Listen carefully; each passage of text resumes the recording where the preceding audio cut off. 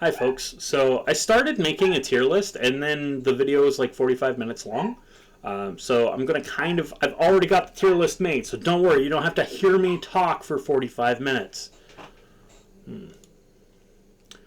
So we're just going to go over these really quick, specifically the lower ones. I don't feel I need to talk about them. BFA mission table, Legion mission table, Shadowlands mission table were absolute garbage because they were a watered down version of the WAD mission table. I mean, Legion mission table was kind of okay, but still. Customer support, really shit, because a lot of the customer support people don't understand how the game works, don't understand how Quest works, and I've ended up linking them a Wowhead article that tells them I should have received this reward for this quest, only for them to be like, oh, well, the ticket's closed now, you can't respond anymore. Duh. And then like 2 weeks later get a thing saying, oh, your problem's been resolved. Or seeing a fucking bug fix pop up later. It's like, oh, thank you. Thank you for telling me that it was an actual bug. Oh, wait, you didn't. You told me that I was the problem. Fuck you. Shards of Domination. Shards of Domination were terrible. They were terrible because Blizzard introduced them. They're like, listen, we don't want tier sets because tier sets lock up too many pieces of your loot. So instead of doing that, we're going to do Shards of Domination, which will lock just as many pieces, if not more. Right? Fuck you. Titan Forging. I am happy Titan Forging is gone. Titan Forging did very little to add value to the game. I understand that some people are like, oh, but like you just don't want people to have higher gear. It's not that fucking retard Blue Bornak who sits on the forum telling people, oh, you just don't want other people to have higher gear. No, I don't want little Jimmy from LFR to come into my normal raid and be like, hey, I outgear this, so I should be able to do it, and then wipe constantly. I don't want his friend Little Timmy to hop into my Mythic Plus and be like, hey guys, I have the item level for this, this'll be easy, and then brick the key. Because then they have a bad time, and I have a bad time. And they blame the system, and we blame the system, and then we come up with Raider IO. New talent system, Azerite armor, conduits, and corruptions all have the same issue. They watered down something, and it wasn't as good. Right? Specifically, conduits and Azerite armor, they're the same thing, and they're so boring. They are so boring. A lot of conduits don't do anything fun. You don't notice when you have them or when you don't have them. Corruptions are definitely an upgrade over Titan Forging because you can still trade the corrupted items. Oh my god. Covenants, they were poorly done. They were told from the beginning, don't do this, and Blizzard, of course, recently they've come out and they're like, hey, when it came to Azerite armor, we actually did ignore your feedback. Well, we didn't ignore it. We saw what you were saying, but we decided that you were wrong and we would let the system play out how we wanted because we figured you were wrong because you didn't play with it enough. And then when it turns out you were right, we didn't admit this. We didn't admit this until 4 years later. Item levels, placing the item levels really like big in the pane was absolutely terrible. It created some of the most toxic mindsets in the game.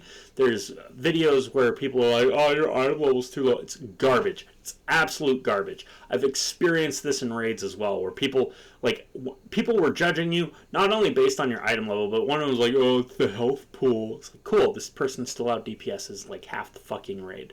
Netherlight Crucible. It's a lot like Corruptions. It was just extremely generic. Now, were some of them really overpowered for some specs? Yeah, that doesn't make it good. N'Zoth Legendary Cloak, nothing about it was fun. It just allowed you to use more Corruptions. Old talent systems, there's a reason why they reworked a lot of the talent trees in Dragonflight that had the, you gain plus 1% haste. 1 out of 3. Because it's boring. Shadowlands legendaries, they missed the mark. They missed the mark. You had to go through too much to make them. They were too involved, and then they ended up, beyond the RNG acquisition of some of the powers, they just ended up being absolutely worthless for 90% of them. Because as a Windwalker monk, I'm still using the same legendary power that I used week 1. WoD mission table. Better than the other mission tables, just because of the different missions and the fact that it kind of interacted with things and you could go and get your followers in a different way. That was fun. That was the fun part. You could get your followers in Torghast. Don't fucking talk about Torghast followers. They weren't anything interesting. It was a generic thing that you would do. You do the same thing for other guys that you don't recruit. It's stupid. Ashran, garrisons, island expeditions, and scenarios, and Torghast all have the same problem. Great in concept, poorly executed. Right? They could have been great. I really like island expeditions simply because they give us little items that talk about lore. And nobody believes when people are like, hey, look at this thing from the island expedition. Oh, that doesn't mean anything. Really? We're going to the Dragon Isles just like the island expedition said we would. We fought the old gods just like the island expedition said we would. Well, there's Dragon Rider gear. Oh, look at that. It's mail, too. Huh, it's almost like the island expeditions could tell something. Legion legendaries, unlike the Shadowlands legendaries, which in a lot of cases your class was kind of designed around playing with, the Legion legendaries did feel like an extra buff. Albeit, that wasn't entirely the case when it came to something like the Mage Tower and Druids, but it was there. Personal loot without the item level lock is great. It's great. I would definitely love having that over something like group loot. But you know what? With the item level lock, it was absolutely garbage. And also, it encourages severe degeneracy. So we go up to B. Artifact weapons and Mop legendary cloaks and the Warlords of Draenor legendary ring essentially all have the same thing for me.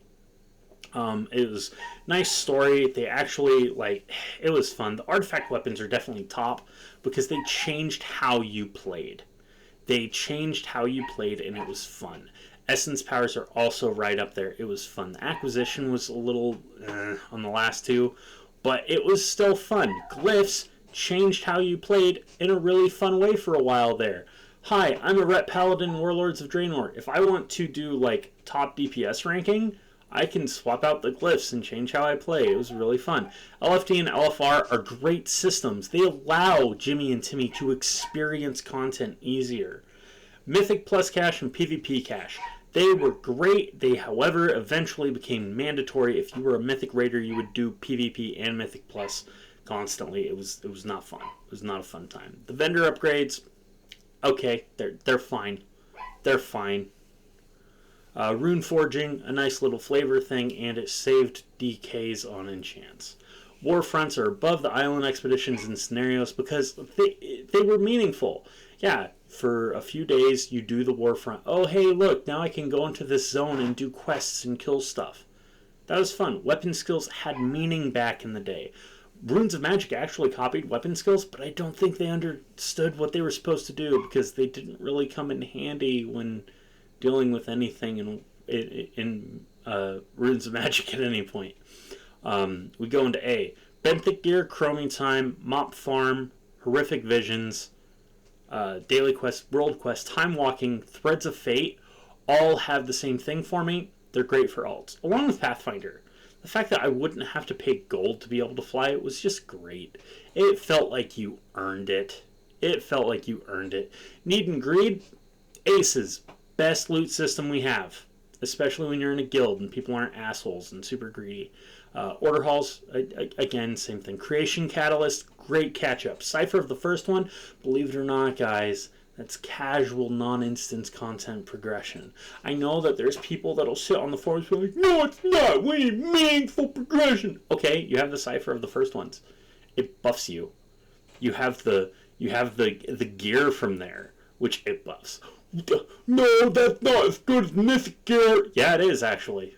It is. Outside in Zereth Mortis, that gear you get is actually better than Mythic Gear. Believe it or not.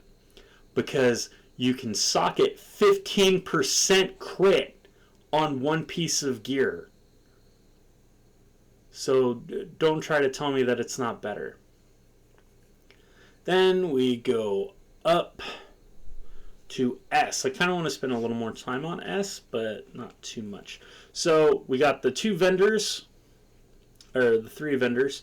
They're great because, catch up. It's really fun. It's really fun to feel rewarded that you're doing this content and you can choose a reward. Brawlers Guild, Challenge Mode, Hard Mode, Mage Tower, and Mythic Plus all fill that same niche for me. They scratch that itch, which is showing how good you are. These are skill checks, motherfucker.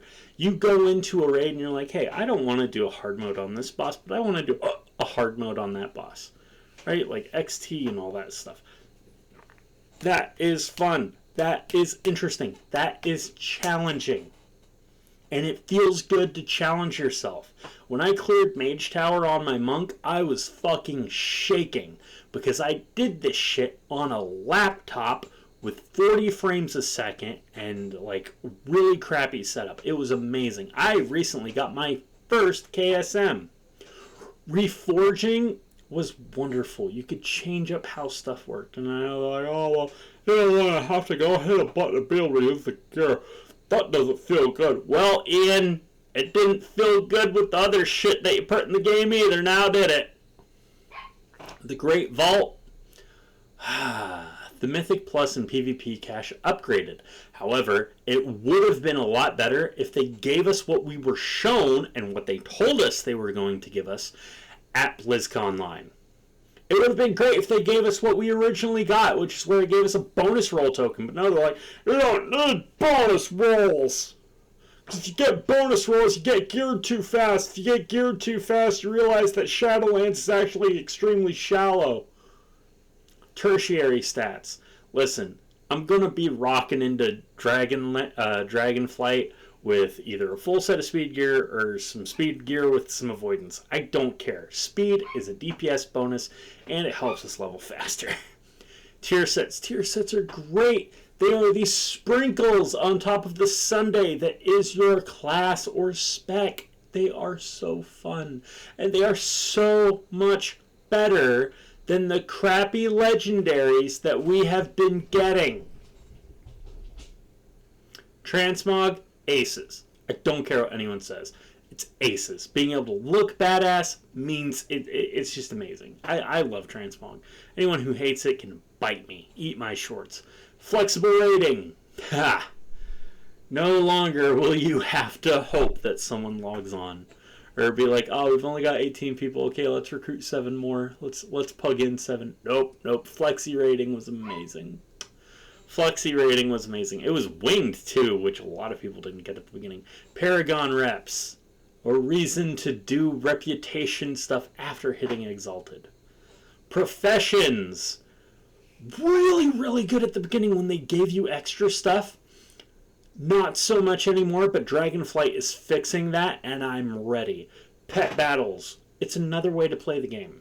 It's another way to play the game, and I love it!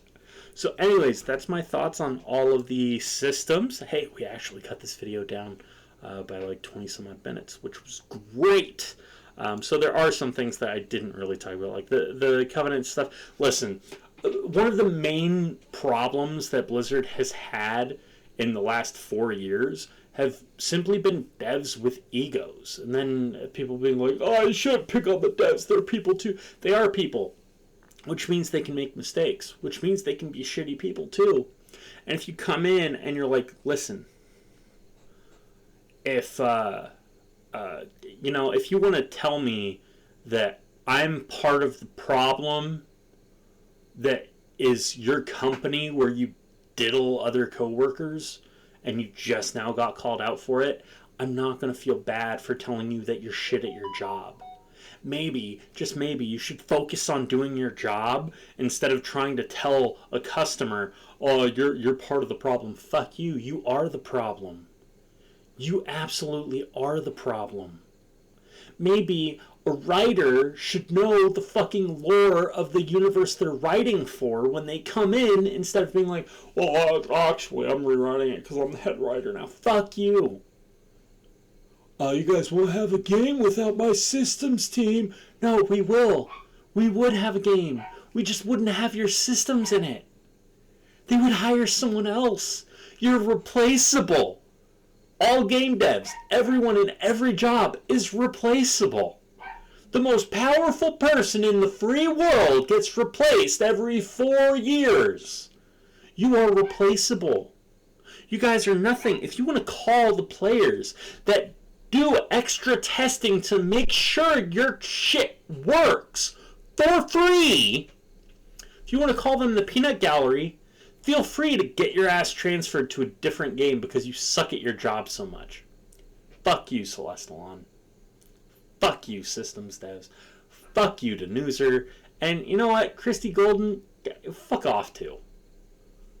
Fuck off too. And that lady that wrote the Before the Storm thing or Dark Tides or whatever, you fuck off too. You guys act like, listen, everyone's replaceable. I'm not saying I'm not replaceable.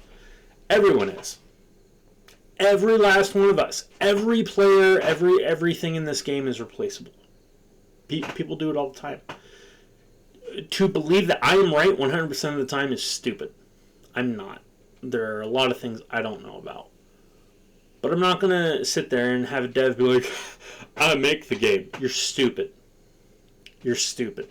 You're no better than the players. You know why? Because when a player walks up to you, when you're the class designer, and I don't want to say walks up, they don't walk up in person, but when they're on the Discord that you have so they can tell you how your class is working, and they're like, hey, this doesn't work. Yeah, it does! No, it doesn't. You designed it to work like A, but it actually works better like B. Like, even though it's designed for A, B is just better. Oh, you don't understand how it works!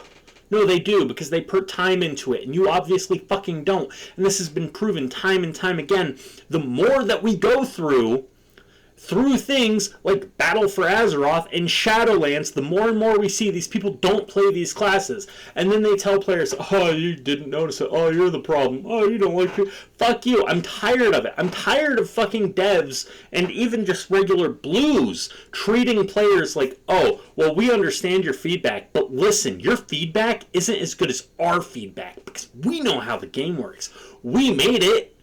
You did make it, but it's shit. And we're trying to help you not have shit. Believe it or not, we want the game to work. We want the game to work. We want the game to not be shit. However, because of how stupid you are, we're ending up with shit. That's just how it goes. And it's stupid.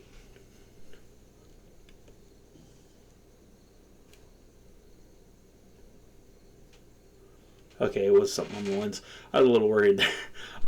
It's stupid. It's stupid. It's absolutely stupid. And I'm tired of it. Every time I see a dev act like that. Like, this really came out with Asmongold, right? With Asmongold around the time where it's like, hey, all the devs are diddling each other. We're like, oh, you're toxic, Asmongold. He's like, oh, fuck you, you're toxic. Oh, he's attacking the devs. They're people too.